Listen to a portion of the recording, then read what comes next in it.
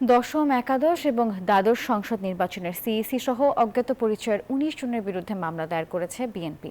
একই সঙ্গে ২০১৪, ২০১৮ এবং ২০২৪ সালের ভোট পরিচালনাকারী প্রধান নির্বাচন কমিশনার ও নির্বাচন কমিশনারদের বিরুদ্ধে আইনগত ব্যবস্থা নেওয়ার আবেদন জানিয়েছে দলটি।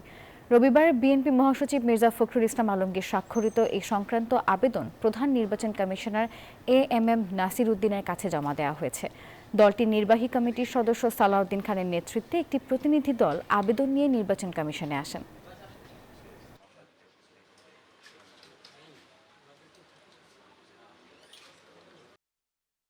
যেহেতু তারা সংবিধান লঙ্ঘন করে ফৌজদারি দণ্ডবিধি অপরাধ করেছে, এই কারণের জন্য তাদের বিরুদ্ধে আমরা মামলা করার জন্য আমরা শেরেবাংলা নগরে আমরা যাচ্ছি। এখন শেরেবাংলা নগরে আমরা সেই এফআইআর দাখিল করব।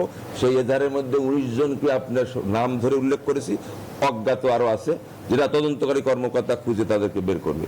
এটাই হলো আমাদের মূল বিষয়। বান্ডেল থাকলে প্রতি সেনমানিতে টাকা বাঁচবে।